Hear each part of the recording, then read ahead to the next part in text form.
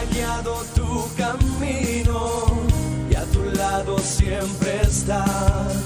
Sus promesas cumplirá y a su tiempo lo verás. Eres parte del pueblo de Dios, Él te levantará, te restaurará y tu victoria llegará. Fuiste llamado y escogido, a su voz has respondido. Es tiempo de creer. Centro Victoria, nacimos para vencer.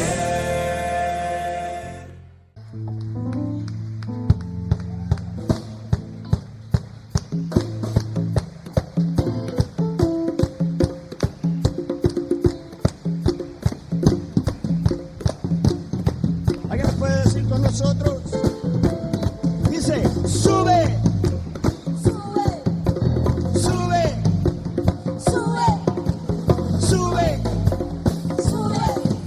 sube, sube, sube la alabanza, sube la alabanza, sube la alabanza, sube la alabanza, sube, sube, sube, sube, sube la alabanza, sube la alabanza, sube la alabanza, sube la alabanza, sube la alabanza, sube la alabanza, sube la alabanza. sube la alabanza. Y sube, sube, sube esa alabanza con manos extendidas y acción de gracias, con todas mis fuerzas, alegría y danza. Doy vueltas en el aire y grito alabanza. Sube, sube, sube esa alabanza con manos extendidas y acción de gracias, con todas mis fuerzas, alegría y danza. Doy vueltas en el aire y grito alabanza.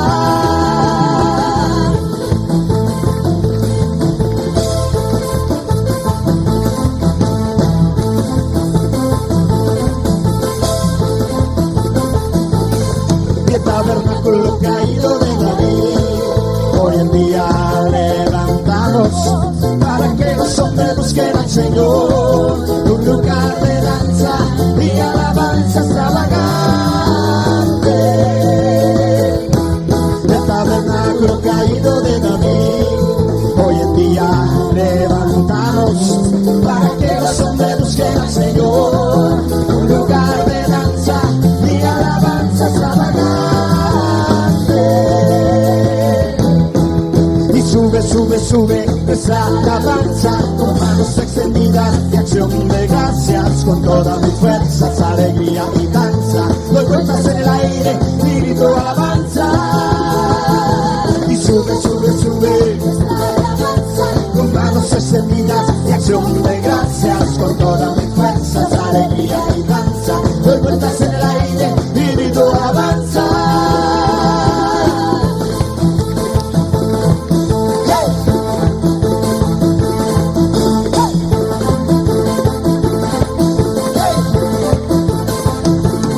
Y el tabernáculo caído de David, hoy en día levantamos para que los hombres busquen al Señor, un lugar de danza y alabanza extravagante. Y el tabernáculo caído de David, hoy en día levantamos para que los hombres busquen al Señor, un lugar de danza y alabanza extravagante.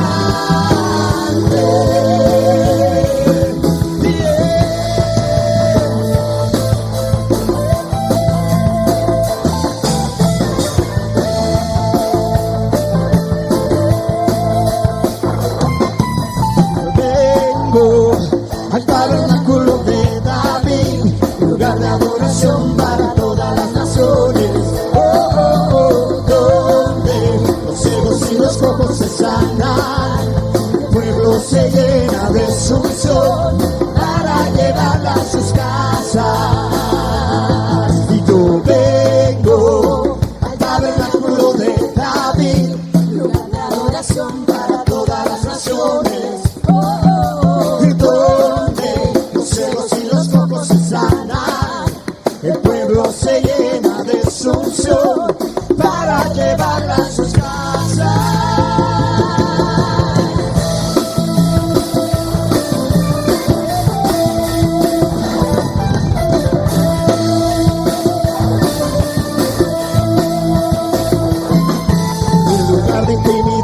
con Dios, donde adultos y niños alaban con libertad. Pureza y luz que quema, donde la oscuridad no se puede quedar. Un lugar de revelación y guía, y un lugar de intimidad con Dios, donde adultos y niños alaban con libertad. Pureza y luz que quema, donde la oscuridad no se puede quedar. Un lugar de revelación y guía. Hey.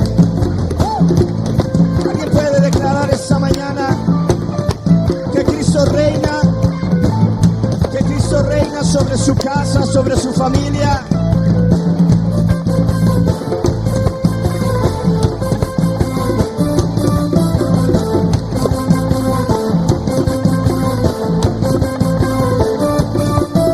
Jesús está sentado en su trono, como dice, en autoridad.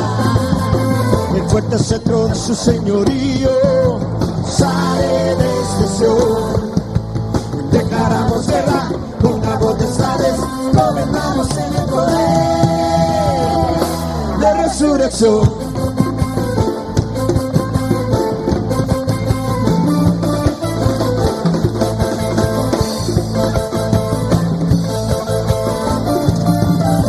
Jesús está sentado en su trono, en autoridad.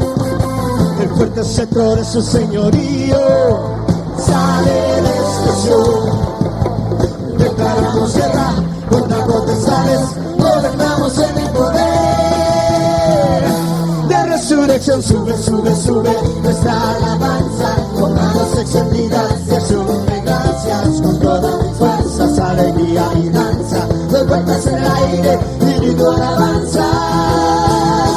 Y sube, sube, sube nuestra alabanza, con manos extendidas de acción de gracias, con todas mis fuerzas, alegría y danza. Doy vueltas en el aire y grito alabanza. Y sube, sube, sube, sube, sube, sube, sube, sube, sube, sube, sube, sube.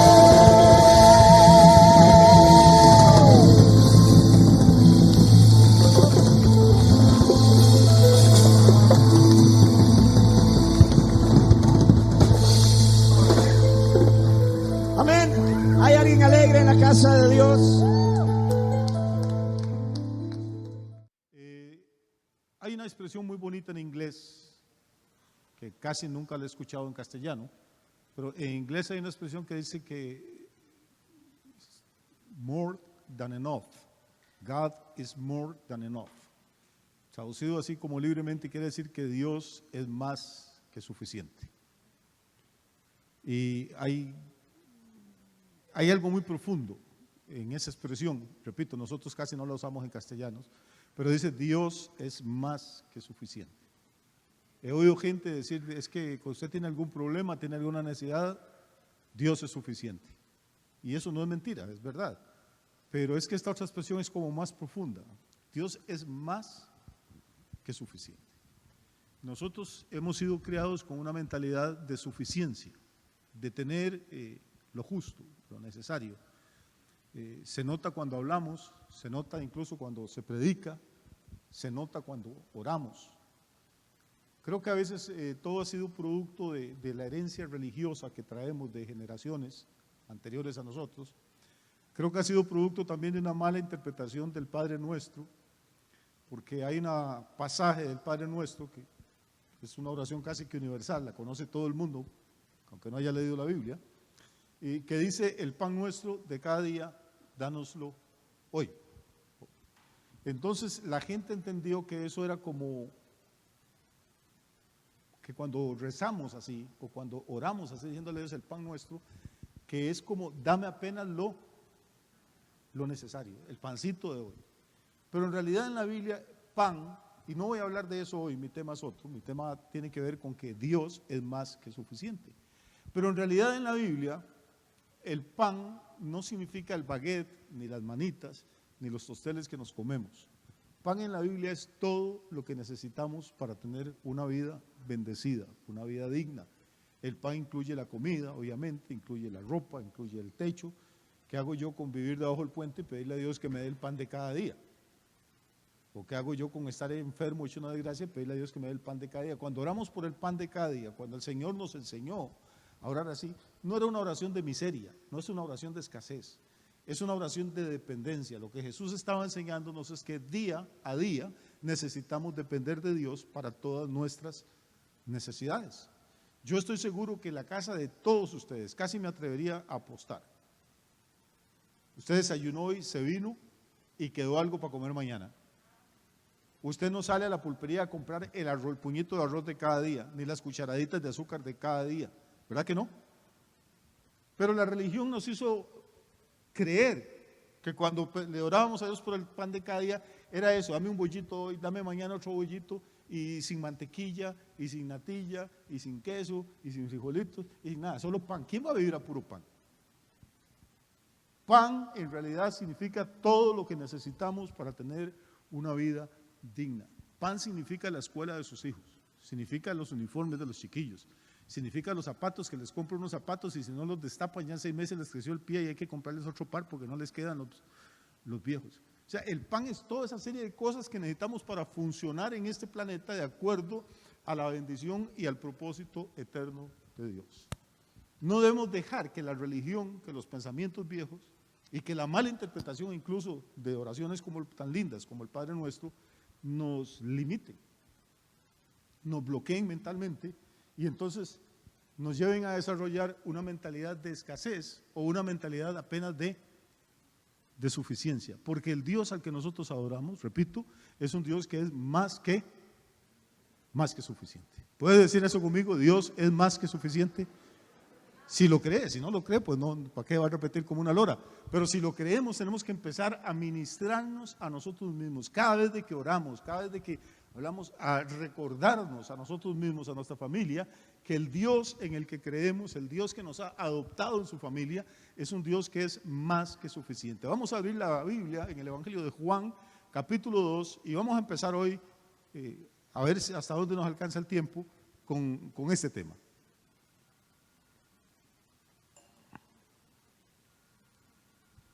Juan capítulo 2 es un texto también sumamente conocido. Y recuerden algo, por favor. Yo he tratado durante años de enseñarle un principio a esta iglesia. No sé cuántos ya lo captaron, no sé cuántos lo comprendieron, cuántos están viviendo por eso.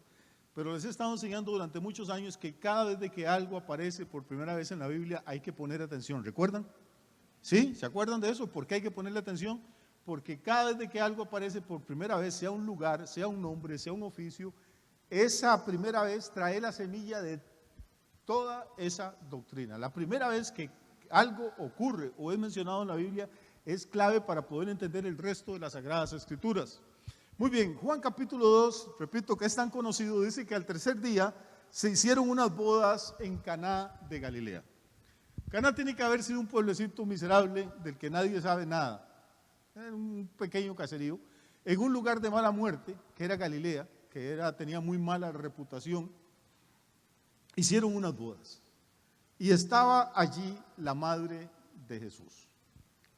Y fueron también invitados a las bodas Jesús y sus discípulos. ¿Por qué invitarían a Jesús? Bueno, porque Jesús y sus discípulos eran de Galilea, eran de ese lugar de mala reputación. Y los pobres pues también se casan. Yo no sé si usted sabía eso. Y si no se casan bien, terminan más pobres que cuando estaban solteros, pero se casan. Y por más pobre que uno sea, el día que se casa quiere hacer algo. Quiere hacer un festejo, compartir con los amigos. Es un día importante, es un día de celebración. Usted quiere estar con su familia, con los amigos que verdaderamente quiere y ojalá con los que le pueden llevar algún regalito. Entonces, esta pareja, que no sabemos quién es, se casó en un pueblito, una aldeíta, un caserío pequeñísimo en Galilea. Y no era una boda rumbosa, no era una boda como para salir ahí en las páginas sociales, pero hicieron lo mejor que pudieron para atender, para agasajar a sus invitados. Dentro de esa gente estaba María, la madre de Jesús, estaba Jesús y estaban sus discípulos. Así que la boda, aunque no sepamos el nombre de los novios, empieza a ponerse interesante. Y el versículo 3 dice, faltando el vino. La madre de Jesús vino y le dijo, no tienen vino. Usted hace una fiesta, hace una comidita, qué sé yo, para 12 personas o 20, y los invita, y le llegan 25. O los 20, va alguno de esos que son gorrones y le dicen, qué rico está, no quedó otro platico. Y usted ha hecho los platitos contados, había hecho un esfuerzo, o sea, había 20 chicharrones, uno para cada uno. Pero alguien llegó y se zampó 3. ¿Qué pasa? Créame que pasa. Y de pronto llegan otros y no hay para poner el chicharrón en el plato, o no está el tamal, o no está el bistec, o lo que usted hubiera preparado. Y entonces, como es una fiesta que usted preparó, como se casa su hija, o usted es el novio, y usted quería echar la casa por la ventana y gastó todos sus ahorros y quería que la fiesta, usted ese día quiere que todas las cosas salgan perfectas, ¿no es cierto? ¿Sí? Bueno, hermano, y de pronto llega María donde Jesús estaba por un lado, María por otro, obviamente. María probablemente estaba en la cocina y se enteraba ahí la mujer hablando de qué torta, Juan, se acabó el vino. Ahora, una fiesta sin vino, no es fiesta, solo los evangélicos pueden hacer fiestas así. ¿Te imaginas? Hace una fiesta de bodas y vamos a brindar y saca un vaso de leche. O le dan Fanta uva a la gente para engañarle que creen que es vino. Bueno, aquí uno puede hacer esas cosas, pero en Medio Oriente y en una cultura como la israelita, donde se tomaba vino desde hacía siglos y siglos y miles de años, faltó el vino, es una catástrofe, faltó el vino, se acabó la fiesta. Es como decir, montamos una serenata para la novia y no llegó el mariachi. Y entonces en la cocina hay angustia, ¿qué hacemos? Hay vergüenza, hay humillación, vamos a quedar mal. Hay invitados que vinieron desde lejos. Y entonces María se va donde Jesús y le dice, Jesús, vieras qué problema tiene esta pobre gente. Se les acabó el vino. ¿Están conmigo? Voy despacio, yo sé que se saben el cuento, pero déjenme contárselo despacito, déjenme contárselo a mi ritmo. Y ella le dijo a Jesús 3 palabras, dijo María. ¿Cuáles son las 3 palabras en español? No tienen vino. ¡Pum! Se acabó. Ahora, si se acabó el vino, ¿qué significa eso? ¿Perdón? Recuerden que probablemente no es gente de mucho dinero, que habían comprado algunas botellitas de vino por ahí, pero que los invitados llegaron con sed. Hay gente que cuando es gratis le entra una sed. Llegaron con sed y se acabó el vino y todavía la fiesta no había ni calentado. Entonces, y aquí empiezan a ponerse estas cosas muy interesantes. Jesús le dijo, ¿qué tienes conmigo, mujer? O sea, si yo estoy en una fiesta, usted me invita a una fiesta y alguna de ustedes o mi esposa o alguien viene y me dice, vieras qué torta, fíjate que a esta gente se le acabó el arroz. Y yo digo, uy, pobrecillos, ¿qué hacemos? Llamamos donde el chino, vamos a algún restaurante o compramos algo para ayudarlos. Pero Jesús entiende algo, eso es lo que quiero que veamos con más detalle. Jesús entiende que en ese chisme que María le está pasando, que en esa noticia que María le da, hay algo como más profundo. Jesús entiende que María le está pidiendo que haga algo. En este caso, no sé, María probablemente no sabe qué será lo que Jesús puede hacer, porque ahorita les voy a explicar por qué. Pero Jesús lo entiende y le dice, ¿qué tienes conmigo, mujer? Y note algo interesante, usted puede leer todos los evangelios, todos los 4, puede leer la Biblia de tapa a tapa, y Jesús jamás se dirigió a María con otra palabra que no fuera mujer. Nunca le dio ningún título, nunca le dijo la puerta del cielo, ni la estrella de la mañana, ni Madre Santísima. Jesús sabía lo que iba a pasar con María. Y entonces trató de no dar oportunidad para que la gente desarrollara todo este culto que después se hizo hacia la Virgen, que no tiene ninguna base bíblica. ¿Qué tienes conmigo, mujer? Y le dice algo más, le dice, aún no ha venido mi hora. O sea, no era el tiempo. Jesús sabía quién era Él, sabía que había venido a este mundo y sabía que había un momento específico en el que el Padre le iba a decir, hijo, actívese. Ahora va a empezar su etapa pública de ministerio, ahora va a empezar los milagros, las señales, la enseñanza. Antes de esto Jesús no ha hecho nada públicamente. Versículo 5, vamos a correr. Y la madre se fue donde los que servían, hay una boda, y entonces pues contratamos meseros o contratamos meseras, contratamos a un maestro de ceremonias, se fue donde los que servían y les dijo, hagan todo lo que Jesús les diga. Eso es Juan capítulo 2, versículo 5. Respire conmigo un momentito, por favor, para explicarle algo. en toda la Biblia también, desde Génesis hasta Apocalipsis, o si lo quiere desde Mateo 1 hasta Juan.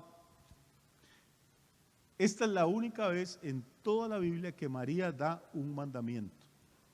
Nunca más.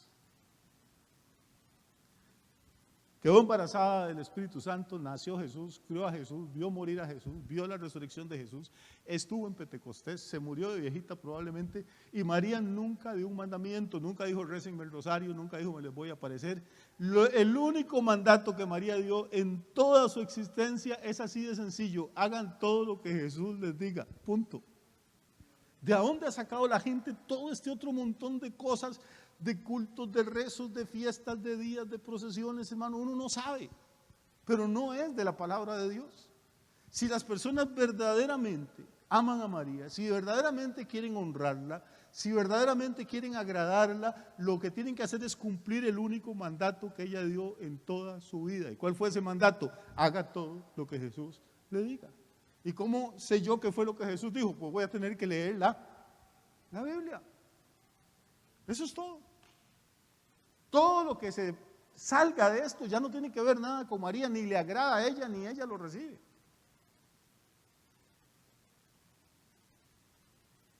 Es así de sencillo.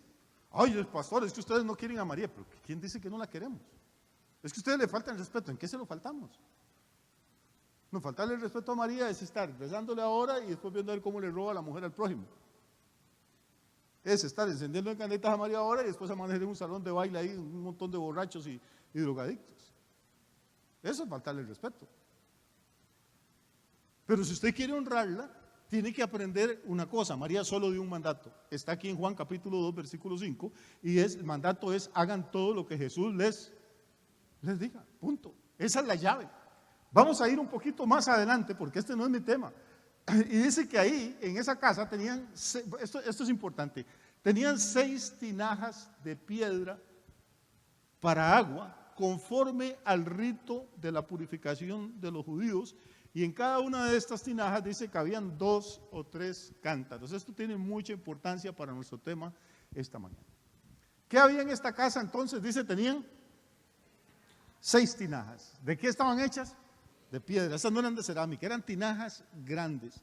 Normalmente una tinaja de estas que se hacían para abluciones, para lavarse la mano, lavarse la cara o lavar los pies de las visitas, porque dice que eran para los ritos de purificación de los judíos. Esta no era el agua de lavar los trastos, ni era el agua con la que se tomaba la gente, era un agua que se tenía aparte, tenía un fin religioso.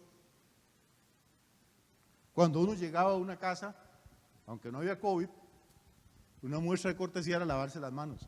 La gente le lavaba los pies, la gente se lavaba la cara. ¿Por qué tienen que lavarse las manos? Porque no usaban tenedores ni cucharas, sino que servían en un plato común y todo el mundo comía metiendo la mano al mismo plato. Entonces la religión judía exigía estas cosas. Normalmente una tinaja de estas de piedra, imagino que va a ser una tinaja de piedra. Una cosa es leer que es de piedra y otra es imaginarse cómo me hago una tinaja de piedra. Y normalmente una tinaja de esta, si era pequeña, medía 1 metro de altura. Una cosa como así, si era pequeña. Y las más grandes podían medir 1,5 metros, podían medir hasta 2 metros. Y todavía nos da un detalle más el Espíritu Santo aquí. Nos dice que en cada tinaja de esas podían caber 2 o 3 cántaros. La diferencia es que los cántaros eran de arcilla, eran de barro. Con los cántaros se iba al pozo porque usted se los podía cargar al hombro. Con las tinajas no se podía cargar una tinaja al hombro ni vacía, mucho menos llena de agua. Entonces las tinajas estaban fijas en un lugar en la casa y la gente iba con cántaros al pozo, a la fuente, traía e iba vaciando cántaros. Cuando echaban 2 o 3 cántaros, según dice Juan, la tinaja se llenaba. Todo esto es para decirles algo. Si eran tinajas pequeñas, y estoy siendo de lo más conservador, si eran 6 tinajitas de 1 metro, lo que se estima es que en cada tinaja de esas cabían 130 litros de agua.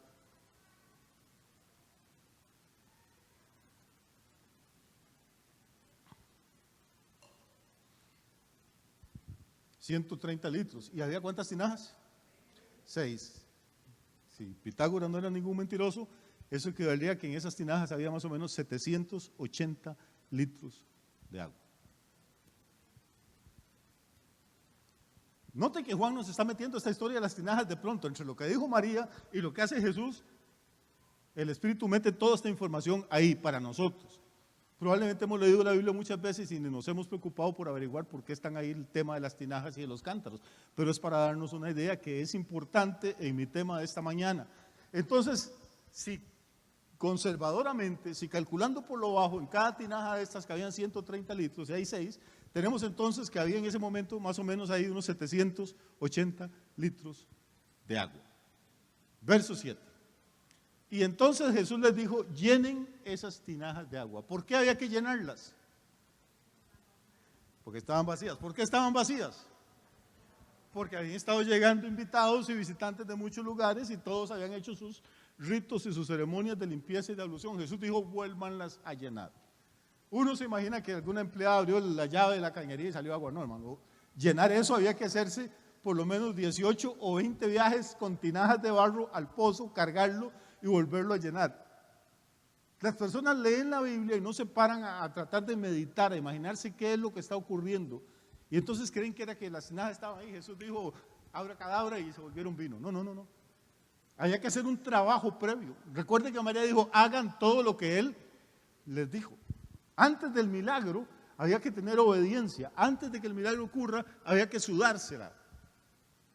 La gente hoy en día espera que Dios le haga milagros sentado en la casa viendo televisión. Pero así no es como funciona el reino de Dios. Muy bien, entonces los empleados o las empleadas empiezan ahí a acarrear vasijas de cerámica, vasijas de barro, a llenar las tinajas. Y una vez, dice el versículo 7, nos da otro detalle. Es que la Biblia tiene esas cosas tan lindas. Jesús les dijo, llenar las tinajas de agua. ¿Y qué hicieron? O sea, no sé si notan, pero hermano, lo que el escritor quiere darnos a entender es que esto estaban las tinajas a full, que ya estaban hasta el borde, que los que trabajaron no fueron escasos, pudieron haberlas llenado hasta la mitad para no hacer tantos viajes allá al pozo, que no era el pozo en el patio de la casa, era el pozo de la aldea que quedaba lejos. Hasta que no le entró una gota más de agua a las tinajas. Una vez en mi otra vida estaba yo en una cantina y no sé qué estaba haciendo, pero estaba ahí.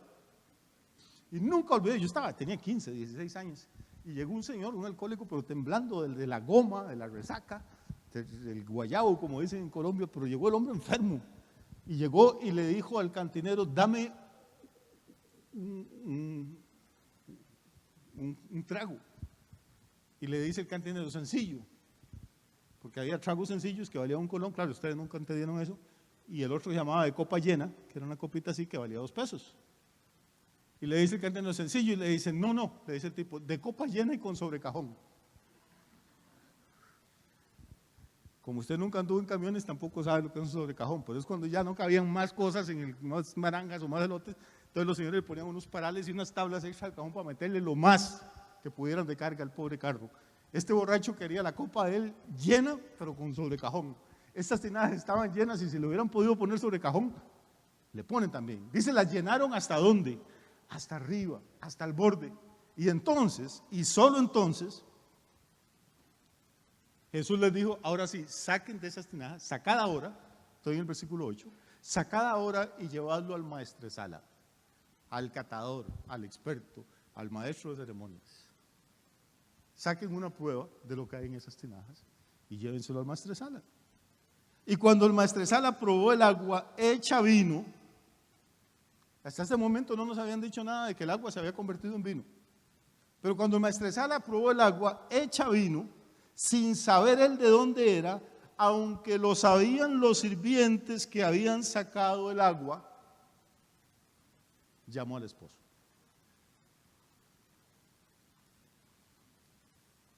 ¿Y qué? Y le dijo, todo hombre sirve primero el buen vino, y cuando ya han bebido mucho, ¿cómo bebía la gente?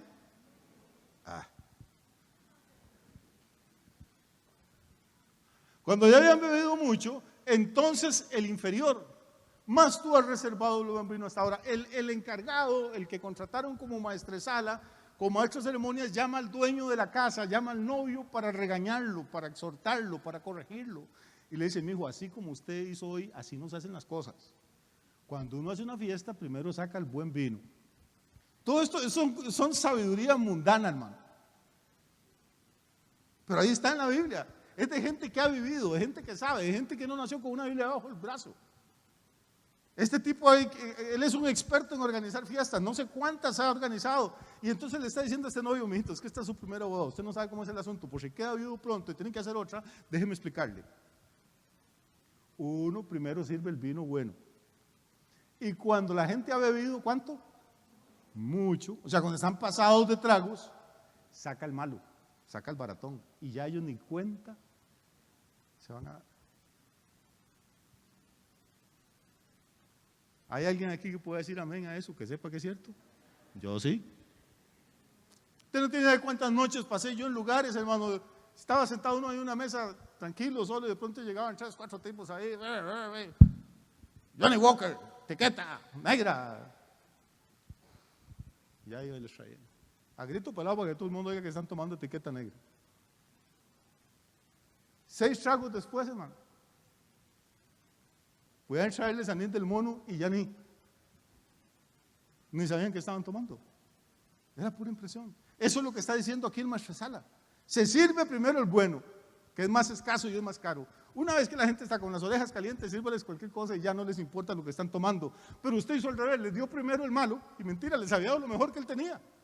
Pero comparado con lo que Jesús había hecho, el primero era malo. Entonces, si los números no nos fallan, Jesús no solamente hizo un vino de excelente calidad, hizo por lo menos 780 litros de vino para una fiesta pequeña, en un caserío pequeño, en una familia no muy rica, donde de feria ya la gente se había tomado todo el vino que había, o sea, ya estaban picados, diríamos en buen costarricense, y todavía les hace 780 litros de vino. Espero que nadie salga de aquí para la cantina, porque eso no es el espíritu de lo que estoy diciendo. Lo que pasa es que el diablo es tan cochino que hace que la gente tuerza lo que uno diga. Lo que estoy diciendo es que usted te toma una copa de vino, no está pecando, aunque 100 pastores evangélicos le digan que sí. Hay que dejarse de boberías y religiosidades. Ahora, si se emborracha, la Biblia dice que los borrachos no heredan el reino de Dios. Ya estamos hablando de otra cosa completamente diferente. Lo que pasa es que tenemos una cultura donde la gente nunca aprendió a tomar. Somos una cultura de alcohólicos, de borrachos, de malcriados. Donde usted le da un traguito de vino a alguien a la cena, entonces ya no quiere el traguito. Y no tenés otro, qué rico está, sino que, y ya al final tiene que andar como Jesús echándole agua al.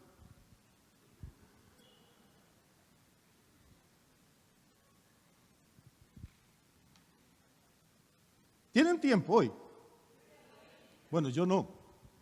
Tengo que ir a celebrar la gloriosa. Todavía no he entrado a mi tema. Por eso les pregunto si tienen tiempo.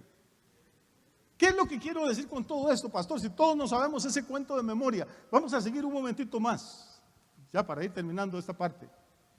Y esto es lo que me interesa, este principio de señales hizo Jesús en Caná de Galilea y manifestó su gloria y sus discípulos creyeron en él. ¿Cómo empieza este versículo 11? La segunda palabra,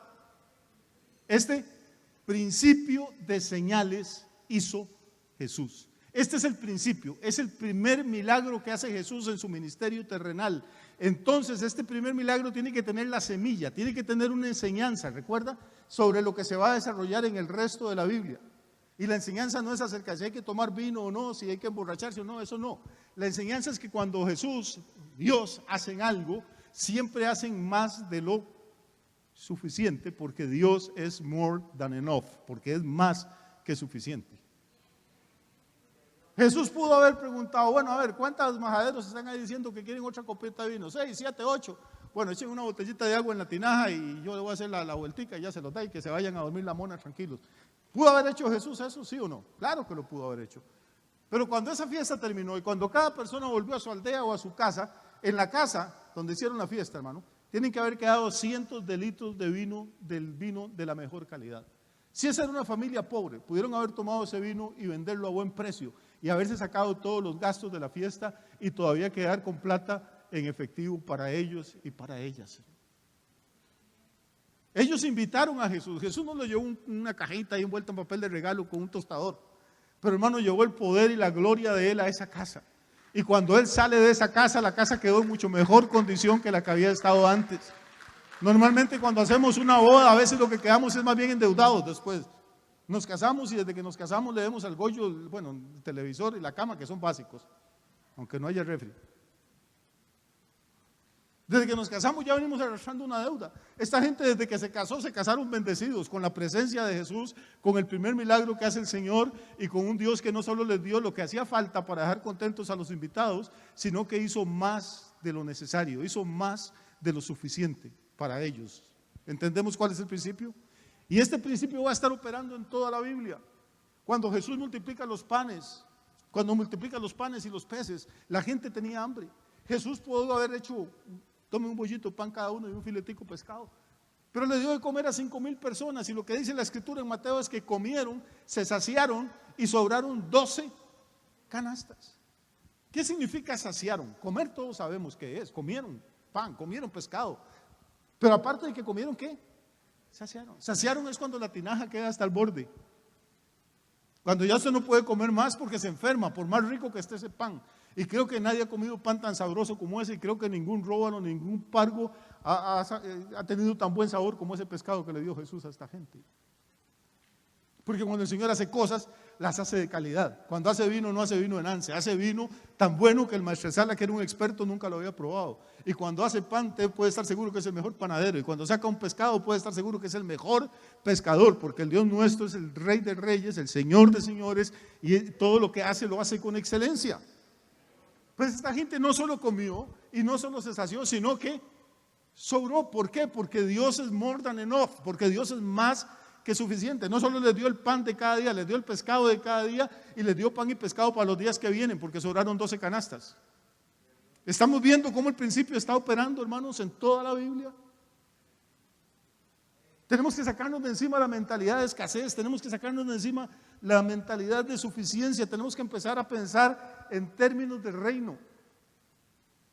El milagro de Caná es el primero, es el principio de señales.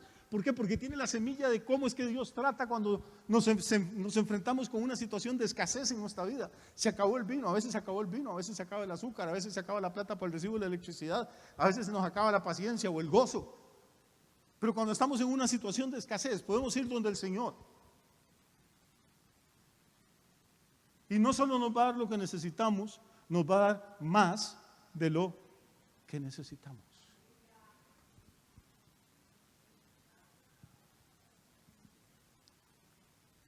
Esto no es automático, hay que creerlo, hay que obedecer, hay que actuar, hay que echarse el cántaro al hombro, ir al pozo, llenarlo, traerlo, vaciarlo, volver. Pero si lo hacemos, si no estamos ahí sentados esperando que pase algo, si nos movemos en fe, si nos movemos creyéndole a Dios, Dios va a empezar a intervenir sobrenaturalmente a nuestro favor. No hay gente, perdóneme que le diga esto, pero no hay gente para mí peor. No hay gente peor que la que ora diciendo: Señor, dame el pan nuestro de cada día.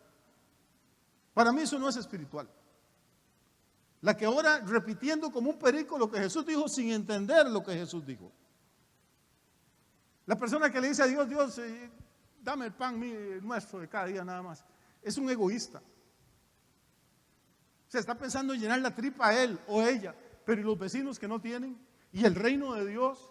¿Y la iglesia? ¿Y con qué vamos a evangelizar a los perdidos? Si Dios a cada creyente le da el pan de cada día, lo masticamos, nos lo comemos y ahí se murió, no va a haber recursos para hacer nada en el mundo. No, usted no tiene una mentalidad de reino. La gente con mentalidad de reino piensa en términos de abundancia, no en términos de suficiencia. Porque quiere lo que él y ella necesitan, lo que su familia necesita, lo que otras familias que no conocen a Cristo necesitan, y quiere que sobre, que haya recursos más bien para evangelizar el mundo, para que las iglesias estén bien, para que la obra de Dios marche adelante.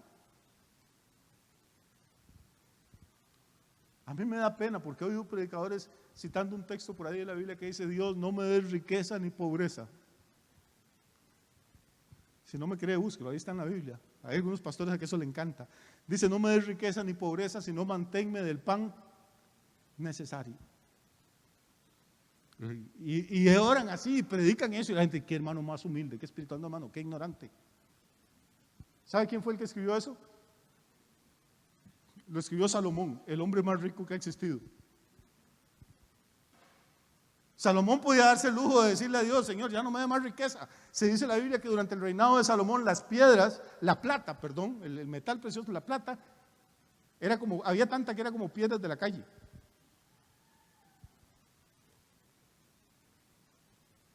Se hizo un templo glorioso para Dios, Salomón. Tenía tanta plata que hizo un templo con quintales o toneladas de oro para Dios. Duró 7 años construyéndolo. Y cuando terminó el templo del Señor, empezó a hacer la casita de él, y la de él duró 14 años haciéndola. Era un hombre tan pobre que tenía 700 esposas y 300 concubinas. Solo mantener ese mujererío. Y ese es el hombre que le dice a Dios: no me des pobreza. Claro, no me des pobreza, yo vivo muy bien. Y no me des riqueza, ¿para qué carajo más? Dame el pancito que ocupo cada día. Y la gente llora y dice: qué humildad, hermano. Así, Señor, quiero vivir yo. Dame el pancito de cada día. Hermano, tenemos que sacarnos esa costra de religión. Tenemos que empezar a pensar en términos del reino para evangelizar el mundo, para ganar la batalla espiritual en la que estamos metidos. Necesitamos oración, necesitamos ayuno, necesitamos predicar sana doctrina, pero se necesitan recursos financieros también. ¿Quién va a financiar a las iglesias? ¿Los ateos, los impíos, los políticos? Que más bien tratan de cerrarnos todos los portillos. No, hermano, tienen que financiarle a los hijos y las hijas del reino, los hijos y las hijas de Dios.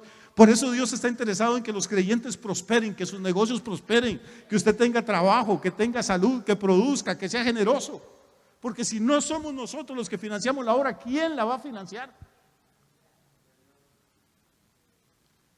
Ayer estaba viendo unos datos ahí, cuánto ganan los jugadores de fútbol algunos. ¿Usted sabe cuál es el salario promedio de un jugador del Barcelona en España? El salario promedio. No lo que ganan en publicidad, ni en premios, ni lo que les pagan. 3 millones de euros por mes. ¿Usted sabe cuántos son 3 millones de euros? Son más o menos 4 millones de dólares. 3 millones y medio, para no exagerar. ¿Sabe cuánto es eso en colones? Son más o menos 2.000 millones de colones por mes.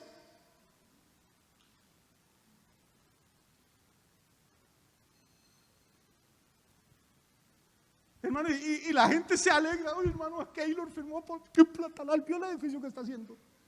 Pero un pobre diablo pastor, hermano, pone un negocio, pega la lotería o hace algo, inmediatamente vio la casa que está haciendo el ladrón ese. Claro, los diezmos de la iglesia. Idiotas que van a diezmar. Y los idiotas que van a pagar al estadio no son idiotas. Para mantener a esta gente que no ocupa nada y que no hace nada por ellos, que nunca va a orar por usted, porque muchos ni en Dios creen, que si lo ven en la calle lo van a escupir o se cambian de lado. Pero los hombres y las mujeres de Dios, hermano, que tienen que pasar horas y semanas ensayando canciones, tocando para acá. Los pastores. Cuando usted se esté muriendo, cuando tenga un enfermo en la casa, ¿a quién va a llamar? ¿A Maradona o al pastor? Va a llamar a Maradona, ocupa un espiritista.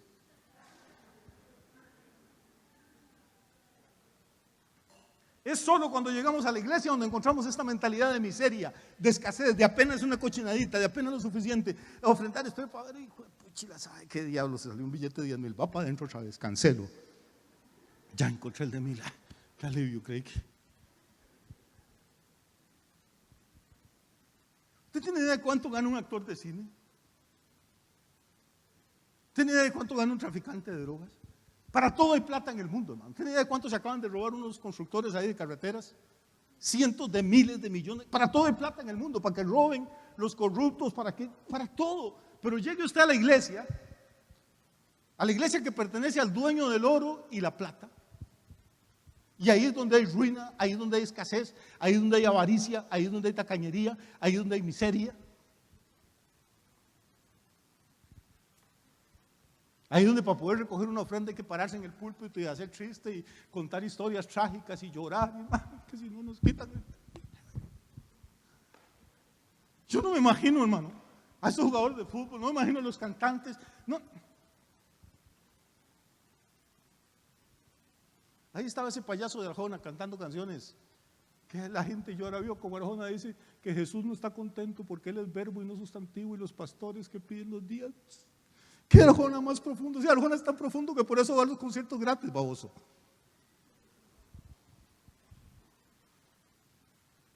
Él puede vivir de copiar canciones de otra gente y de plagiar y ser un pésimo cantante, y puede vivir como un millonario. Pero un hijo de Dios que ha dado toda su vida para predicar el evangelio no puede vivir bien, porque si habla de los diezmos, Arjona dice que Jesús se molesta. Al carajo, Arjona. Hermano, mientras no nos saquemos toda esa telaraña religiosa y diabólica de la cabeza, mientras no entendamos que este principio de señales que hizo Jesús es para darnos a entender que cuando Él es el invitado en una casa, después de que Él se va de ahí o mientras Él está, ahí no puede haber escasez, tiene que haber suficiencia y tiene que haber abundancia. Si no entendemos este principio, no vamos a entender nada de lo que ocurrió ahí. Yo no creo que Dios nos haya dado el poder a nosotros de estar llenando vasos de agua y orando, Señor, conviértela en vino para que la gente crea. No creo que sea eso. Eso es un principio de señales, es una ilustración de cómo es que Dios opera. Lo importante aquí no es que andemos convirtiendo el agua en vino porque va a quedar el acueductos alcantarillados. Lo importante aquí es que entendamos que Dios quiere que operemos con un principio de abundancia, pero de una abundancia con propósito, de una abundancia no egoísta ni carnal, sino con propósito. Deme 5 minutos y termino, ¿está bien? Voy a llevarle un texto que nunca he predicado. Algún día Dios me va a permitir escribir algo sobre ese versículo, pero nunca en mi vida, no solo no he predicado, no lo he mencionado nunca. En más de 40 años de predicar. Está en Isaías 23.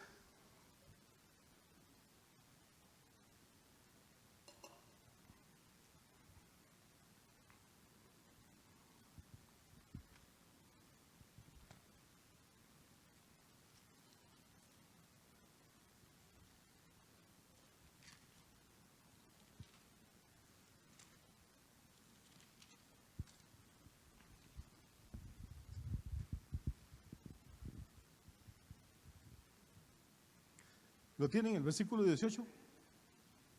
¿Sí? Es el último versículo de Isaías 23. Ojalá que lo aprendamos de memoria, ojalá que lo marquemos ahí en la Biblia. Dice, pero sus negocios y ganancias serán consagrados a Jehová. ¿Usted ha oído alguna vez de hablar de que un hermano es muy consagrado? ¿O de que una hermana es muy consagrada? ¿Ha oído esa expresión? ¿Qué queremos decir cuando decimos que es muy consagrado o consagrada?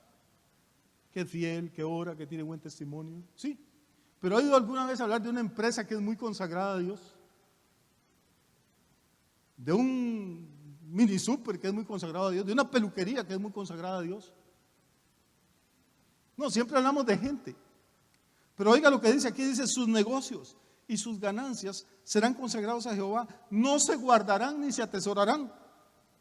Porque sus ganancias serán para los que estuvieren delante de Jehová, para que coman, ¿qué? ¿Se acuerda la multiplicación de los panes? Y comieron y se saciaron. Y sobró. Que coman hasta saciarse y ¿qué? Y vistan cómo. Entonces, hermano, note, estamos hablando de Isaías 23, 18, estamos hablando de 620 años antes de Cristo, estamos hablando de algo que ocurrió hace 2650 años. Y hay una palabra profética ahí, dice sus negocios y sus ganancias estarán consagrados a Jehová, no se guardarán ni se atesorarán. No es para meterlos debajo del colchón ni para meterlos al banco para que el banco gane plata con los intereses suyos.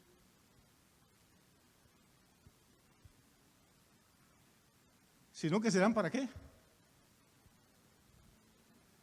¿Perdón?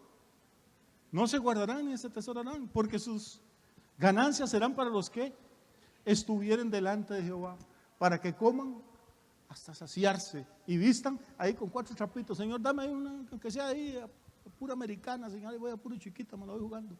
No. Dios quiere que usted coma bien, que usted vista bien. Dios quiere que en la iglesia haya abundancia de recursos. Ahorita necesitamos cambiar un poco de equipo electrónico, de sonido. Yo tengo años, hermano, de que quiero comprarme un micrófono inalámbrico, ojalá de diadema o slap. Una porquería que vale $800. Pues no tenemos los $800. Tenemos 800 personas en el culto, pero no tenemos $800. ¿Cómo es posible que cada cosa que haya que comprar, haya que recoger una ofrenda, hay que explicarle a la gente, hermano, se nos quemó un amplificador, no tenemos micrófono, es que hay que pagar un salario? ¿Cómo es que como si fuéramos mendigos? Usted ve, por ejemplo, cuando juega un equipo de fútbol, los administradores del equipo parados en el portón diciendo, muchachitos, paguen la entrada, es que mira qué fregados estamos, no hay para pagar, el aguatero renunció, necesitamos algo, ayuden, echen. No, hermano, la gente va y da.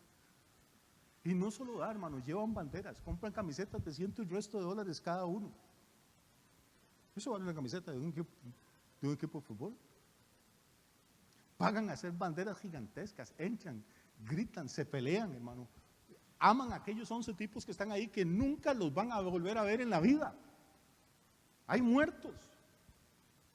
Hay que ver 30,000 personas cantando, 80,000 personas haciendo temblar un estadio. Porque ahí hay 11 tipos de carne y hueso, muchos drogadictos, muchos fornicarios. Pero ellos celebran cada cosa. Y esa gente luego se convierte y viene al culto. Ay, no, es que a mí no me gusta que hablan de plata. Y usted los ve, hermano, no le saca una sonrisa, ni pellizcándolo se mueven. Entonces uno dice, algo está profundamente mal.